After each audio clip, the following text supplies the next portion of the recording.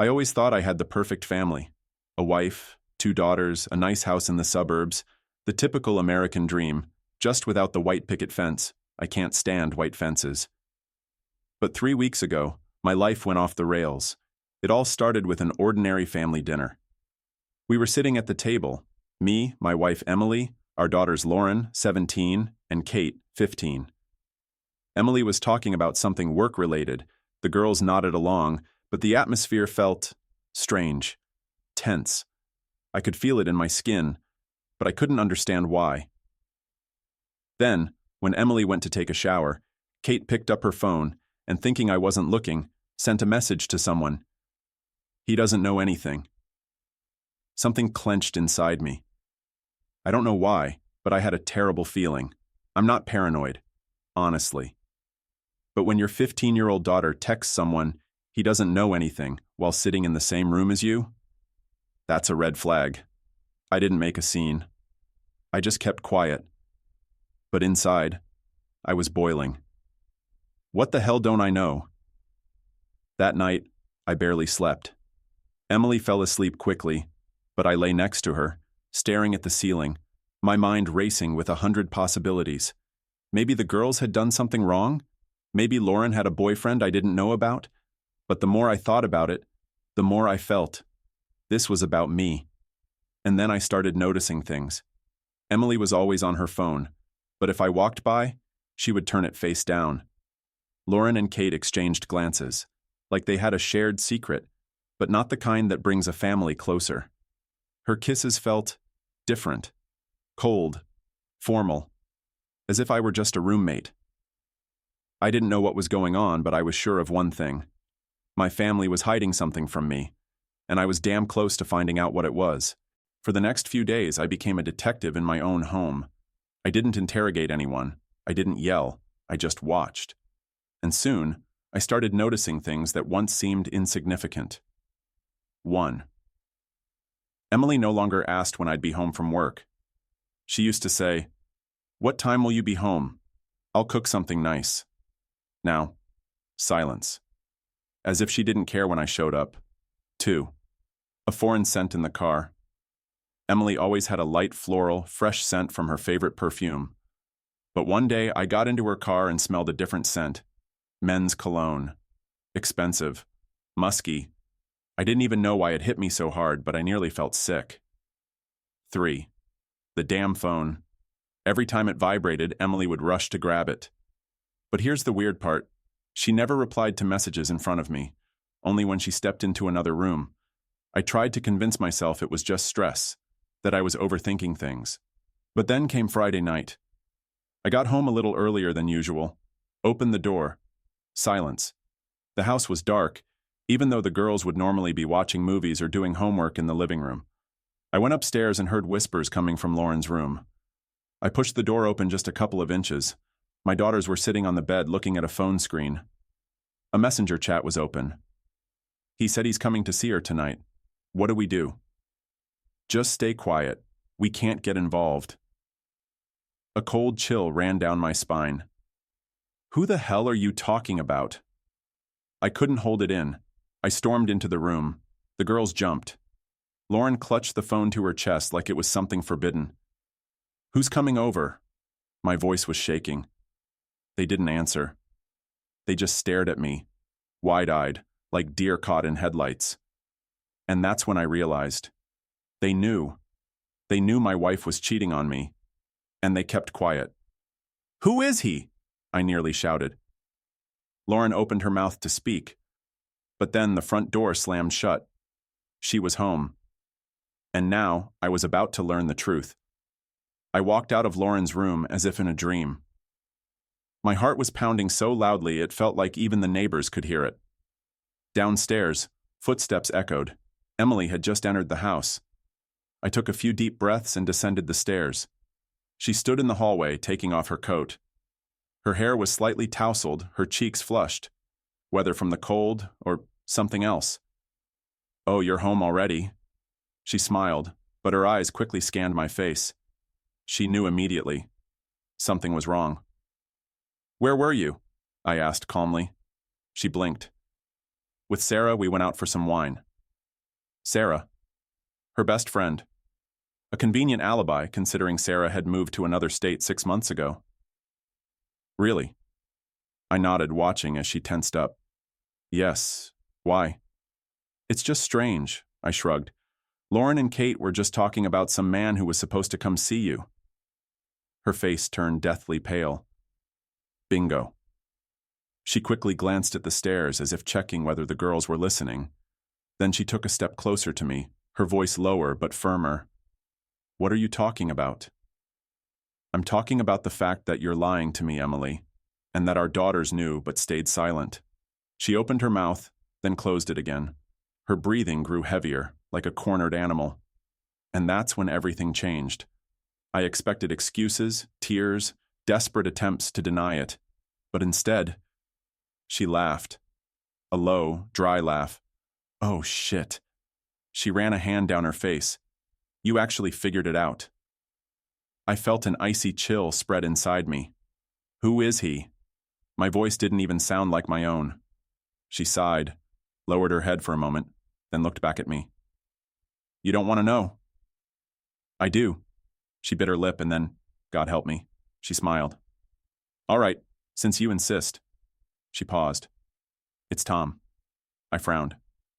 Tom who? And then she said 2 words that made me want to vomit. Tom Carver.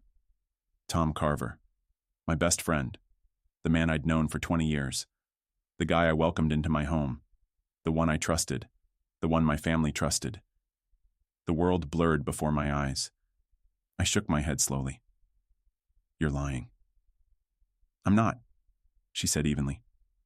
It's been going on for 2 years. 2 fucking years. I gripped the back of a chair because my legs suddenly felt like they might give out. And the girls knew? Emily nodded. They didn't want to hurt you. I looked at her, and for the first time in 18 years of marriage, I realized I didn't know this woman at all. And the worst part? She didn't even look guilty. I needed time to process what I had just heard. But there was no time. I stood in my own living room, staring at the woman I had spent almost 20 years with, and I couldn't believe how calm she was. You're not even trying to explain yourself? I asked, surprised at how quiet my voice came out. She shrugged. What's the point? You already know everything. I glanced toward the stairs. My daughters, my girls, they knew. How many times had they looked me in the eyes and stayed silent? How many times had they sat through family dinners, knowing their mother was seeing my best friend, and just said nothing? What the hell, Emily? I finally snapped. Do you even understand what you've done? She let out a heavy sigh and looked at me without a single trace of emotion. I just wanted to be happy. Those words hit me harder than if she had screamed. Happy? I let out a bitter laugh. And what about me? What about our kids? Did it ever cross your mind that your happiness is destroying our family? She shook her head. You'll never understand. I felt rage boiling inside me. Because I'm not a traitor, Emily. She opened her mouth, but I didn't let her speak. How many times did Tom come into my home, sit at my table, look me in the eye, and call me his brother? How many times did he swear that family was the most important thing? I took a sharp breath. And all this time, he was screwing my wife? She finally lowered her gaze. But I could see it. There was no guilt. She didn't care. And that's when something inside me snapped. The anger was gone. In its place came a cold realization. You destroyed everything. I looked at her, my voice now eerily calm. And you're going to pay for it. She frowned. What are you going to do? I smirked. You'll find out soon enough. And with that, I turned around and walked out of the house. I knew exactly who I needed to see. I knew exactly where to find him. Because if someone thinks they can just sleep with their best friend's wife and walk away without consequences, they're dead wrong. I don't remember how I got to Tom's house. My hands were shaking, my chest was on fire, but I wasn't angry. This was something else. Pure, icy clarity. I parked in front of his house, turned off the engine, and sat there for a few seconds staring at his door. This was my best friend. The man I drank with on Fridays. The guy I went fishing with. The person I trusted with my family. And he betrayed me in the worst possible way. I got out of the car and knocked on the door. A few seconds later, he opened it. He saw me. And almost immediately, he went pale. "Hey, Brian." His voice wavered. "What?" I didn't let him finish. My fists did it for me. I punched him straight in the jaw. He stumbled backward and hit the floor. "You." I stepped inside and slammed the door shut. 2 years. "Tom?" He coughed, wiping blood from his lip. "Brian, wait." "It's not what you think." I laughed coldly. "Oh, really? And what exactly am I supposed to think, huh? That you tripped and just happened to land between my wife's legs?" He was silent. I leaned in closer. "How many times did you come to my house, shake my hand, look me in the eye, knowing you were a goddamn traitor?" He swallowed hard. "Brian, I'm sorry." I grabbed him by the collar. "Sorry?" I shoved him against the wall. "You destroyed my family. You destroyed my life." He looked at me, and in his eyes I saw it. Fear. Good. Let him be afraid. But then he said something that completely broke me. I loved her. I froze. He looked down, almost ashamed, but kept going. "I didn't want this, I swear. It just happened." I let go of him and took a step back. "It just happened?" I shook my head. "You arrogant bastard, Tom." He had nothing to say. I turned toward the door. "We're done." I walked out, slamming the door behind me. But you know what?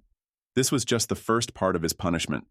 I was going to make sure both he and Emily regretted every single lie. I came home late that night. The girls were already asleep. Emily was in the bedroom too, but I didn't even go in. I couldn't look at her. I sat on the couch in the dark, grabbed my phone, and started planning. No, I wasn't going to seek revenge like an idiot, smashing Tom's car or making a scene at his office. I was going to destroy their lives, subtly, elegantly, and with no way back. Step 1. Dismantling the marriage.